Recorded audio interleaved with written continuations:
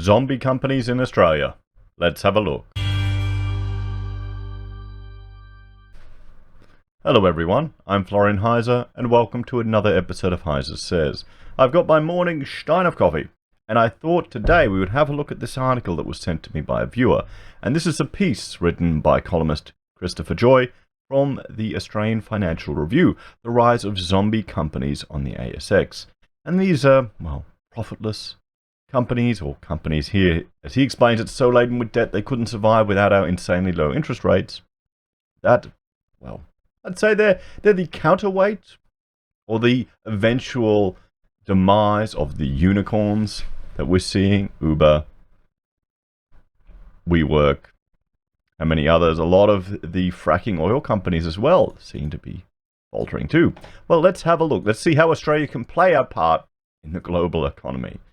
So the rise of zombies on the ASX. Almost 15% of all ASX stocks are companies so laden with debt that they couldn't survive without record low interest rates. Just think about that, 15%. And these interest rates that we have, and I'll bring it up here, guys. Look at the cash rate. I mean, it's gone down to 0.75, lowest it's ever been, and that flows through to other types of finance. What does that tell you, guys?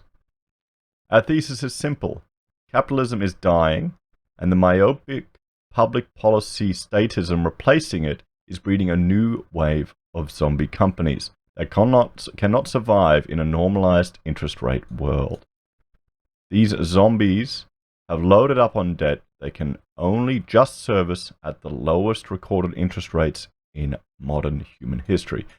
Well, I'd say this iteration of capitalism is dying,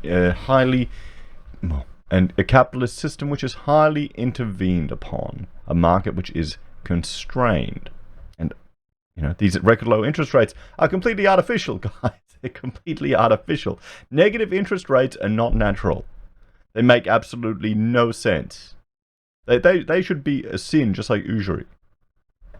So when I first published this zombie research, I was somewhat surprised by the attention it garnered. I rolled out different elements of our quant analysis every so often, and ordinarily this stuff flies through to the keeper. But it was evident that there was a visceral interest in who the zombies actually are. I got numerous requests to reveal the names, well, he should. In this column, I've had my data scientists update the numbers and also extended the definition of what a zombie is. I mean, if he released that, what would happen to the share prices of all of those businesses? They'd take a bloody big hit, wouldn't they? The first broader measure requires a zombie to have been listed on the ASX for more than 10 years. Okay, so this is not a unicorn then. This is different to the unicorns which are just about to list or have just listed on exchanges.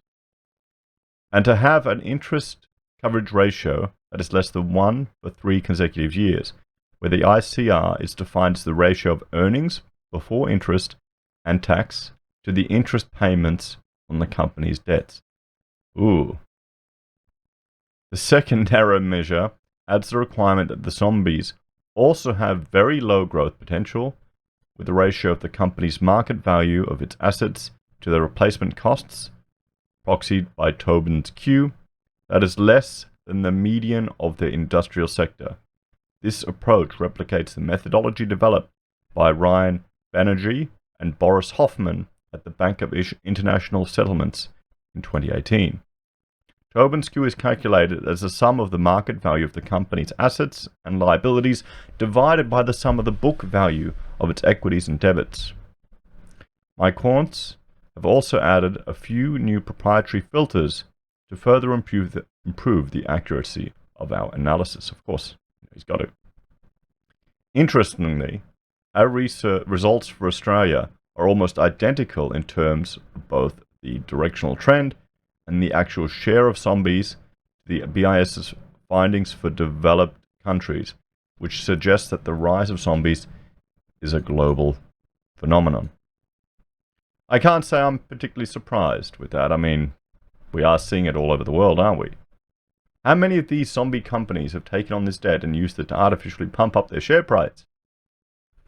We concluded that almost 15% of all ASX stocks as zombies based on our broader definition, which shrinks to about 7.5% if we impose the extra requirement of low expected growth. Crucially, these shares are both rising fast. The number of observed zombies on both definitions has increased 50% since 2010. I mean, that's crazy, guys. And just think how much of our wealth, our super wealth, is invested in these things. Oh, 15%. I know it's not, but you see what I mean. The emergence of an expanding cohort of zombies cast into sharp relief the trade-offs of hyper-stimulatory monetary policy. As the BIS notes, reducing interest rates boosts employment, investment, and economic growth in the short term. But to the extent that this is generating fake growth and capitalism's creative destruction is being thwarted by allowing bad businesses to survive that would otherwise die. Central banks would be undermining future productivity and growth outcomes. And this is the takeaway from this. Now, the idea of capitalism's creative destruction, I'd say it's simply the death of inefficiency. This is why you have, why the governments why governments can afford to be so inefficient. Bureaucracies can afford to be so inefficient because they're protected from the forces of the market. And now, with interest rates so artificially low, I'll bring it up again, guys, we're so insanely low. You know what, we'll probably jump. Let's jump to trading economics and we'll have a look at what the rate actually is. With rates so insanely low here in Australia, these companies that maybe are just not viable, or maybe they've been inefficient, maybe they've been acting terribly. What needs to happen to them, guys? There's no capacity for refresh. I mean, look at that. There's no capacity for refresh.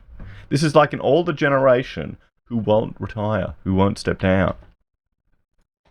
You need them to pave the way for future innovation, future businesses. And this is why Australia, our innovation it's a joke. We're not an advanced economy. Or in other words of the BIS authors, the survival of zombie firms may crowd out investment in and employment at healthy firms. Our findings confirm these effects for more countries and a longer period. And there we go. That is another takeaway here. I mean, why risk your investment? Just stick it into a zombie company and it'll just go up. They'll just borrow more money at low interest rates, buy their own shares back and pump up the price.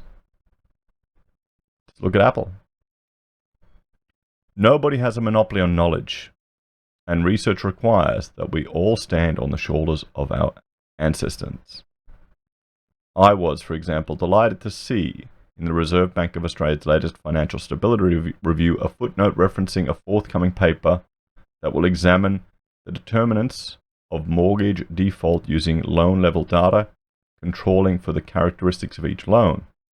While the RBA is not especially good at referencing the external work that inspires its own analysis, this paper was presumably motivated by our pioneering development of multi-factor hedonic indices of residential mortgage-backed securities, default rates, where we explicitly controlled for the characteristics of loans, including the borrower and loan type and the loan-to-value ratio, the geographic location of the property, and the age of the loan, among other variables.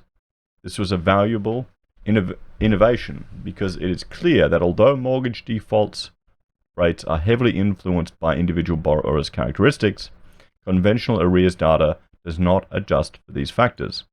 The same problem afflicts housing data, which is why some 15 years I commissioned the development of the hedonic house price indices, now published on a daily basis by CoreLogic. Notwithstanding these views, the RBA ultimately has a legislated mission to deliver full employment and consumer price inflation between 2 and 3%, which it has failed to do under the leadership of Governor Philip Lowe. Juggling the trade-off between delivering these goals in the short to medium term and the potential long-run costs is, however, an unenviable task. So Christopher from Coolabah Capital, if he's the gentleman behind the hedonic price index, house price index, which is published by CoreLogic, which is an interesting methodology. I need to go into it a bit further. But he's starting to touch on some Austrian thinking here. Particularly the fact that sometimes inefficient companies need to die. It's a sad truth, guys. Or not die, need to adapt, need to change, need to cut the dead weight. And sometimes to do that, you need stress. You need stress, you need pressure.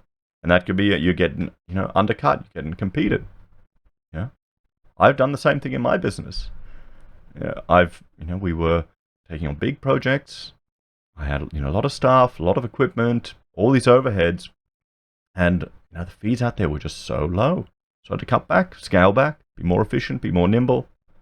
And it's been a lot less stressful and more profitable too. So that's a good thing in the long run. Okay? These are good things in the long run if the market is allowed to adjust, but it's not. It's not. It's so manipulated, guys. More than people realize. Anyway, let me know what your opinion is. What do you think? And are you worried about zombie companies? Do you have any on the ASX that you could mention?